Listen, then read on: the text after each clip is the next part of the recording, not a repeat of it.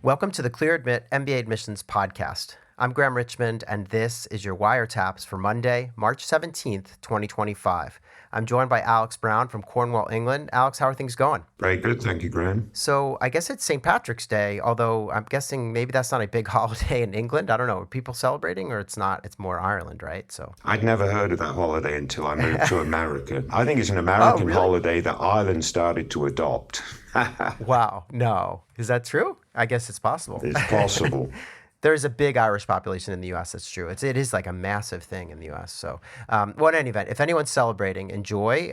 But what's going on, Alex? I know we had an insane week on LiveWire and just generally on the Clear Admit website last week because schools have started to give out round 2 decisions. So tell us what's been happening. Yeah, decision weeks are well underway now, so which is great. Seeing lots of folks getting decisions at lots of the top business schools. So last week, that included Tuck, Emory, Darden, Ross, Rice, Kelley, Owen, and probably one or two others that I'm forgetting now, because again, it was really super busy. And congratulations to all those folks that got positive news. And for those that didn't get quite so positive news, I mean, hopefully there's still some light at the end of the tunnel, waitlist strategy or whatever it might be. But yeah, lots of news out of last week, and this upcoming week is going to be equally sort of frenetic in terms of decisions, and it'll include Kenan Flagler, Yale, INSEAD, McDonough, and again, probably one or two other programs I'm forgetting. So LiveWire is entertaining. Oh, yeah. And it's a good place to hang out, and people are trading tidbits and information. So no, it's good. But yeah, I want to echo your congratulations to everyone tuning in who's had good news. And obviously, if you're on a wait list or you haven't yet had good news, hang in there. You'd be surprised how many people get in off of these lists. There seems to be, I feel like these days, in recent years, there's more and more maneuvering happening on these wait lists than there used to be even. So, there's still hope. Alex, I wanted to mention something else that we're doing that's really important for Clear Admit, which is we've launched our spring survey of applicants. So if you are thinking of applying to business school or have applied or just got in, like all the above, please take our survey. You just go to bit.ly/CA survey 25. And the reason that this is important is because when we gather this data, it's actually data that we share with schools. As you know, we work closely with all the top business schools.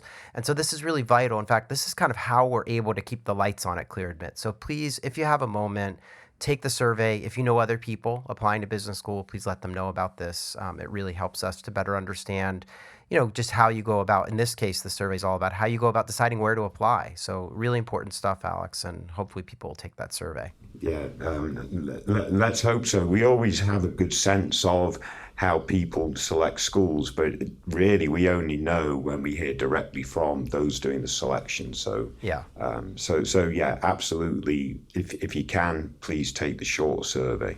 Yeah, and then other than that, before we get into some of the news and notes, we have events coming up. There's actually an event this week. We're doing an Ask Me Anything with Stern.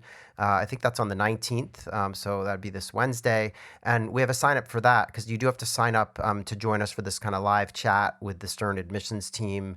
You just go to bit.ly/NYU Stern AMA for Ask Me Anything. So sign up for that. That'll be a lot of fun. It's just kind of a free-for-all. I think they even have some alums joining or current students and obviously staff from the admissions team. So that should be fun. And we also, May is going to be a crazy month. We've been saying over and over again, but the list of schools joining us in May keeps growing. I'm worried about our capacity constraints at this point, but please come to Boston if you want to hang out with literally every top 25 MBA program out there. They're all going to be, exhibiting at this fair that we're running, and we're going to do panels and admission strategy tips, all that kind of stuff. So join us for that. You can sign up for that by going to bit.ly/MBA Fair 2025. So and Alex, I was telling you earlier, we're doing some virtual events in May as well. We'll have all the top schools for those as well. So stay tuned for more on that, but it's just a busy time, and I'm really looking forward to these events.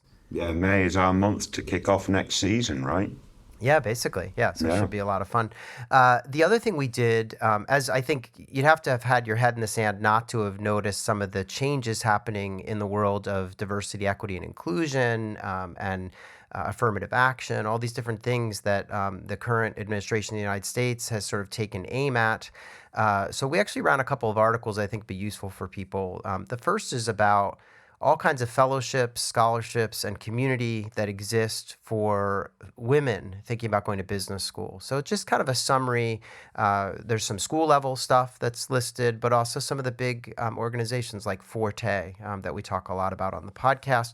So good kind of resource overview piece for people, for women applying to business school. And we did the same thing for U.S. minorities. So there's a similar piece on what are the scholarships, support organizations, et cetera, out there, the consortium, for example, or management leadership for tomorrow. So there's a lot of information in these articles, hopefully that gives people some guidance as they're navigating in a potentially sort of more challenging time. Am I allowed to talk political here, Graham? I mean, you could say whatever you want, yeah. I mean, I just think it's really tragic, the current political environment in the United States with respect to DEI and gender equality. And I think that the issue has become this notion that there's a binary choice. It's DEI versus meritocracy, or it's gender parity versus meritocracy. Mm-hmm. And I completely dismiss that argument. I think it's meritocracy that's built from DEI and meritocracy that's built from gender parity. Or whatever, gender equality, whatever the right term is. Mm-hmm. And I've spent a lot of time thinking and writing about this stuff in my own sort of personal thing. And I just think it's tragic the way the US government is going after these issues. Yeah, on many levels, the US government is currently doing a lot of stuff that is sort of head scratching. I mean, you need only look at the markets. Yeah. I'm off the soapbox now. I've said my piece, and I don't need to ever come up with it again. But I'm on record. Yeah, no, I agree with you that there's a lot of problematic stuff happening, and I think that, yeah, that's why we did these articles, to give people some resources, because we expect some of these resources, at the school level are probably going away. So that was the aim there. Other thing we did is we did run an admissions tip. This is how to choose between MBA programs. So if you're fortunate enough to get into multiple schools, which we hope many of our listeners will be in the coming weeks here or down the road, this is a great tip that just helps you kind of, go through that process of figuring out where you should land. I hope that when we talk about DecisionWire posts on the show, that also helps people to be thinking. We try to give a lot of advice, and you can kind of see how Alex and I go about it when we're looking at a candidate with multiple offers and how they should decide. So check out that admissions tip on the site. The other thing, Alex, is that we continue to run Real Humans pieces with MBA grads. So our Real Humans alumni series is off to the races. We've actually recently connected in the last week with like 4 different grads. So we talked with Ike, who is an Emory Goizueta grad who is currently a senior consultant at Deloitte. He graduated actually back in 24, so very recent grad. He is from Irvine, California, went to UC Santa Barbara for undergrad, where he studied econ and accounting. He had a number of roles before Emory at a place like KMG, where else Robert Half and Norfolk Southern. So he did a number of different things before business school. And we asked him, what's one piece of advice you wish you had been given during your MBA? And I had to share this with you, Alex, because I think this is really great advice. He said, the MBA experience is the final time many of us will have a non-traditional schedule or large chunks of free time before we retire. Go on a big trip. Do some projects or activities that are difficult to achieve while you're working a full-time job. I did these things, and I still feel like I should have done even more. So I thought that was kind of cool advice from him. Brilliant. Yeah. Absolutely brilliant. Yeah. Couldn't agree more. Yeah. We also caught up with Karen, who graduated from Rice in 24 and works at Pfizer as a finance manager. So Karen is actually from, I'm going to say this wrong probably, but a place called Teresina, Brazil. And she went to university there, actually studied law. And before business school, she'd worked as a financial controller in manufacturing, but also in the public defender's office. So she had 2 very different kind of work experience, one legal and one kind of entrepreneurial. And we asked her, what about your MBA experience prepared you for your current career? And she says, everything. I stretched every business muscle: finance, entrepreneurship, venture capital, strategy. The classes were thought-provoking, and the professors were so supportive. There were plenty of leadership opportunities in clubs, and the skills and accomplishments of my cohort and friends still push me to do more to this day. So that's Karen at Rice, who's now working, or from Rice, who's now working at Pfizer. Kind of interesting. I mean, it sounds like she had a great experience. Yeah, and it just highlights the value of the sort of the generalist approach to MBA education, right? It's not just about finance and it's not just about marketing. It's about everything to do with, developing and running a successful business in whatever industry you're in, and so forth. And it's also about surrounding yourself with really high profile folks getting the MBA, and I think, as you said, they pointed to that too. Yeah. And then a couple more here. We caught up with Denise, who graduated from Berkeley back in 23. Denise is actually at JP Morgan now as an investment banker, focusing on healthcare. She hails from Toronto, Ontario, where she went to Ivy Business School at Western University for undergrad and studied business administration. She had worked as a financial analyst and a consultant, two different roles before business school. And we asked her, again, what piece of advice do you wish you'd been given during your MBA? And she said, this was really interesting. She said, if you can, live with or near your friends and future classmates. It happened to me by luck that I ended up in the same courtyard as two of my Haas classmates, and it turned out to be one of the best parts of my MBA experience. Some of my favorite memories are from our informal get-togethers, late-night conversations, and just being able to pop into each other's places.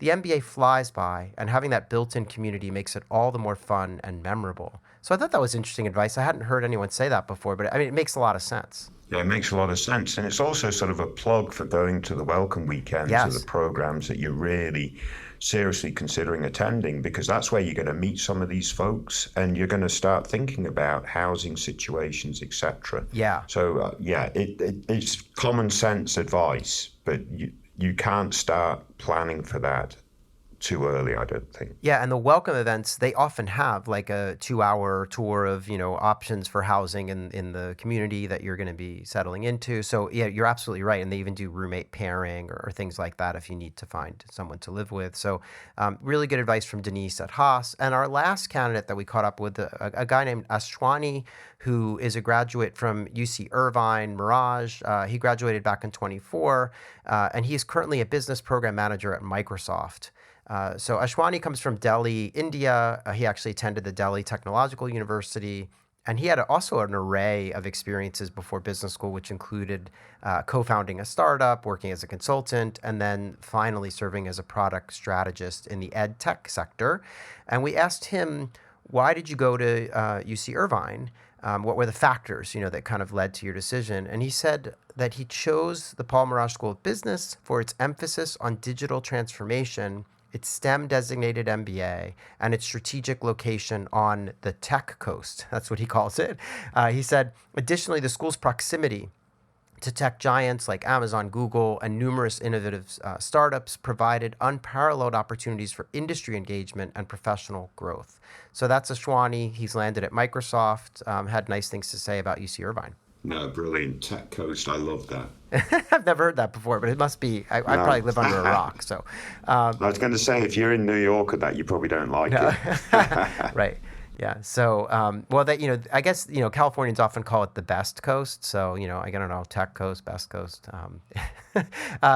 As always, before we get into our candidates, if you want to reach out to Alex or me, just write to info@clearadmit.com. Use the subject line wiretaps. We had a lovely note. I think you saw it, Alex, from a military candidate. I don't know, maybe it was last week. Wrote back to that gentleman. And so it's always nice to hear from you all. So please write when you can.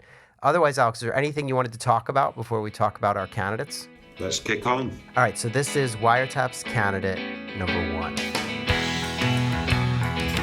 Our first candidate this week has 12 schools on the target list, and those schools include Berkeley, Columbia, Dartmouth, Duke, Harvard, Michigan, MIT, Kellogg, NYU, Stanford, Chicago Booth, and Wharton. This person's a military officer. They're hoping to start in 26, so they're going to be applying next fall. They indicate that they might want to do banking or pharma or maybe even consulting after business school. Their GRE is a 331. Their GPA from undergrad is a 3.39. They have 4 years of work experience or will upon matriculation. They're located in California, but they want to land in New York after business school. And they do mention that they studied economics as an undergraduate at a top 20 school. And I guess they went to a business school, they say. So, or I guess it's a undergraduate institution that is a top 20 MBA program too, I guess. That's what they indicate. As I said, 4 years of military experience. They've had 3 different roles in the military, and they were ranked in the top 5% in all 3 of those roles. Their family has a business that's a pharma. It's like a mid-cap pharma company, and they would actually are kind of interested in getting into banking, consulting, or pharma, maybe a leadership development program, presumably to prepare them maybe to head back into the family business, which is what they say is their long-term goal. So, Alex, what do you make of this? I mean, there's a lot to like here, but what's your take on this candidacy? Yeah, I think, as you suggest, there's a lot to like here. I mean, the GPA isn't outstanding, so that's quite clear. And again, relative to the rest of their profile, I'd say that might be the weakest spot. But it's complemented by a 331 GRE score, which is outstanding. So that might sort of help mitigate that. But I'd be quite curious, if there's any context around the slightly lower GPA. And I'm talking about in the context of applying to the very best MBA programs on their list. Right. So I would just be curious a little bit about that. I mean, obviously their military career is going to be an outstanding piece of their overall profile, as you point out, as they pointed out. They're a top performer, et cetera, et cetera. And we know that top MBA programs do like military candidates for a variety of different reasons. So that's very good. I do think they will be better served with a more focus on that short-term goal. And what we tend to see from military candidates is short-term is consulting, because that gives them a broader perspective. They're now able to apply what they've learned to business school in the sort of private sector settings. And sort of consulting can give them a broader brush, and they can do consulting in the healthcare sector or whatever it might be. I think that might be the appropriate one, but they probably should come up with a more focused short-term goal. Their long-term goal makes a lot of sense. Schools will like that, so the short-term goal has to match that pathway to the long-term goal. I would quite frankly tell them, assuming there's, that GPA is not such a huge issue, to maybe just target 3 or 4 of these programs in round 1, go all in on the sort of the reach and the top schools. And, obviously they can come back in round 2 if they're not successful. But, they've got a long list of target schools right now, which is great because they've got plenty of time before they need to apply. But narrow that list down, focus on the higher end of the list. And then if for some reason the schools don't bite, they've got round 2. They're not going to be overrepresented in the pool. Yeah, agree. And I think, for me, the thing that sticks out the most is just the career plan. Like I love the long-term plan of, they have there's this family business, it's in pharma. And so my view is like, what's the easiest way for them to pivot and get, on that path and as a military candidate? And I will say, a leadership development program at a major pharma feels like it could be a nice choice, maybe easier than jumping into investment banking. But whatever it is, they just need to pick something. And I made a note to myself that I was kind of curious. They had these different roles in the military. They point out they've had 3 roles. And I just wondered, do any of the 3 roles touch anything that could be related? So, for example, they had very operational type roles that would lend themselves to working as a consultant, or maybe even in a pharma leadership program or something. So, I just was curious if there's anything in the past experience that could be mapped, or maybe they've been doing something quantitative in the military, although I think that's less likely. But you never know, right? So, I wanted them to flesh that out. And the GPA is a little bit low for the places like Stanford, et cetera, but the GRE, as you say, is really high. So. they should be okay on that front. But yeah, just the goals, and they have time to sort of figure this out, as you point out. And I like your strategy with round 1 versus round 2. Yeah.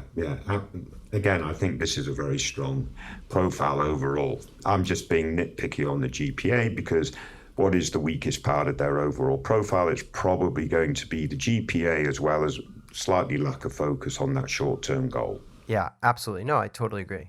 So I want to thank them for sharing their profile and for their service as well. So hopefully they have some time here to get their ducks in a row and figure out their round 1 strategy and just get off to the races with it. So let's move on, though, Alex, and talk about Wiretaps candidate number 2. Our second candidate this week comes from a decision wire entry. I noticed you picked 2 decision wire entries this week. We are in that kind of time of year where people are, more and more sort of debating where to attend now that they're getting results. So this person, they indicate that they only applied to Arizona State, so WP Carey Business School, and also to USC Marshall in Southern California. And they got into both programs. And they got, it looks like, a total free ride at Arizona State, and then some scholarship dollars. I forgot to do the math. They, for some reason, put this in, not in dollars, but in, I guess it's in Indian currency. Yeah, so I don't actually know. I need to do a conversion. But anyway, they have less money from Marshall. They're going to be starting school in the fall. Their GMAT score was a 695, which is a pretty good score on that newer version of the GMAT exam. This candidate is from India, and they indicate that they've been in a family business for 13 years, and that they're looking to pivot to like an operations role. You had some back and forth with them. I think Elliot on our team did as well, but they say that they want to work in operations in a corporate, preferably around Arizona or California, and they really don't specify one or the other. I know Elliot tried to tease that out from them, but they said that their 2 concerns are, will doing an MBA from WP Carey affect their growth in the long term as compared to USC Marshall, for example, when it comes to promotions or better opportunities, or, will doing it from Carey be totally fine and be, make it easy for them to pivot into the role they want. So what do you make of this, Alex? Yeah, I mean, that is a really interesting question. So let's sort of break it down. Marshall is in a higher tier, maybe 1 or 2 tiers above Carey. So, and they have a free ride at Carey, so that sort of compensates that difference to some degree. But this is the question. In the long run, will Marshall provide them more access to opportunity, et cetera, et cetera? It's going to have a stronger alumni network as a consequence of being in a higher tier, and that can matter in the longer run. And depending on where they want to be in the long run, whether they're returning back to India or planning to want to stay in sort of Arizona or California, that would factor too. I would say, yes, going to Arizona Carey, it's possible that you can do very well and work really hard. And if you're really talented, and, we don't have much to say about that, but obviously that really high GMAT score suggests that they're reasonably smart anyway. But if you're really talented and do really well, then the Arizona Carey MBA can carry you forward and help you get great opportunities, I think, right? But I think that will be easier with the Marshall MBA. That's kind of my point. Yes, it's possible that the Carey MBA will carry you forward throughout your career and allow you to sort of maximize your opportunity. But it will be easier through the Marshall MBA. That's just sort of how it works when you go to a higher profile program with a stronger alumni base, and stronger faculty support, et cetera, et cetera. So there's no right or wrong. It's not, back to my term earlier, a binary. It's definitely going to happen or not going to happen. It sort of depends on the quality of the profile, your willingness to sort of do the graft and the hard work, and then the support from either of these programs can certainly enable lots of great opportunity. But I'd have to say Marshall will just provide more support in that endeavor because it's a high profile program. So then the question comes, is it worth the differential in the scholarship? And I've just done some digging on that, actually. So it looks to me, if I understand this person right, what they actually indicate is that they have a $100,000 scholarship at USC Marshall versus a free ride at Carey. So now, granted, it's going to cost more than $100,000 to go to Marshall. So they have to take out some loans or whatever. But it's a pretty big scholarship.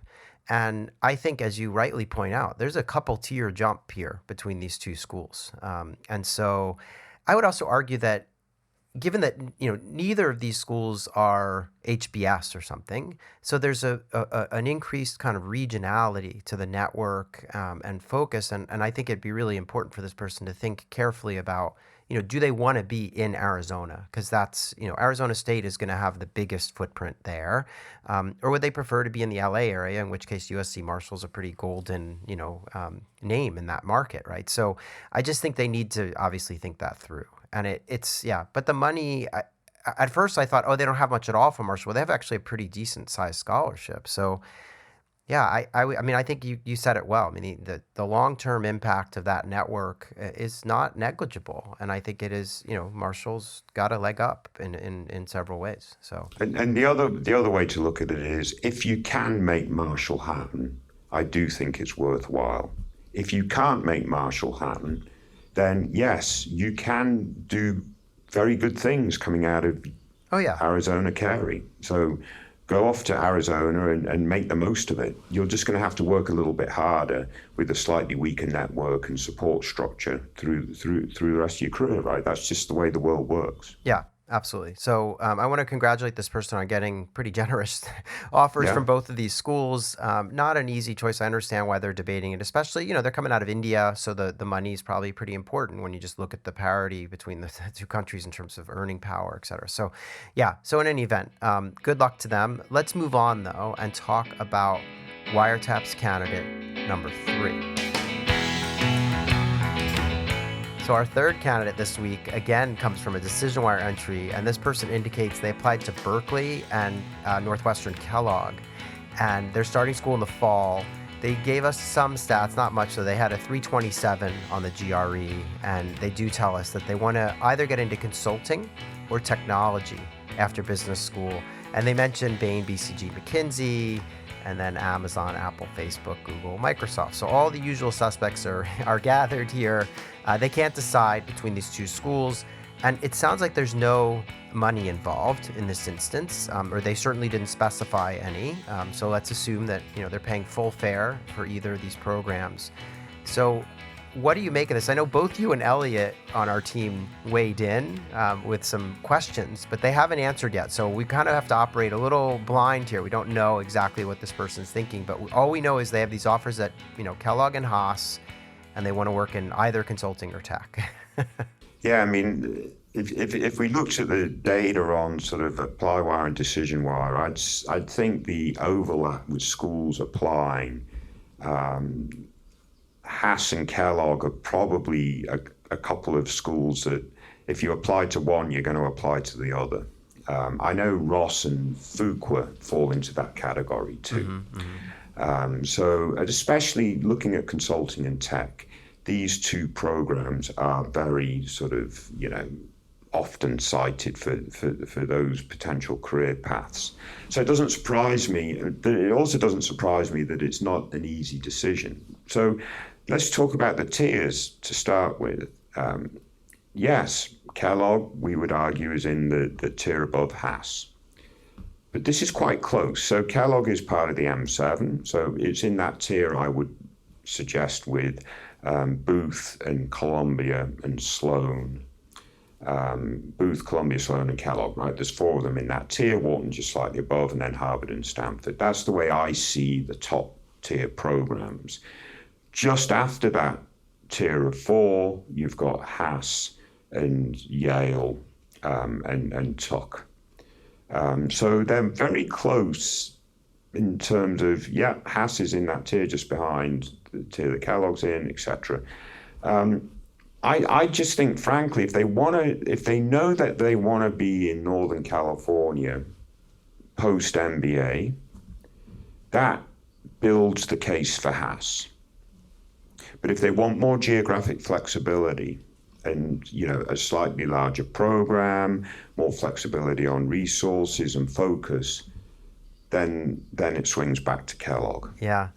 So if it's parity in scholarship offers, I think if they want a little bit more freedom, and Kellogg can get you to the West Coast, right? So if they want to keep their geographic options open, I'd suggest Kellogg. Yeah, I'll give you some quick numbers here just because I think it's instructive. So when you look at Haas, about 25% of the class went into consulting. This is the most recently graduated class, and 24% went into tech. So about a quarter, in each of those, right?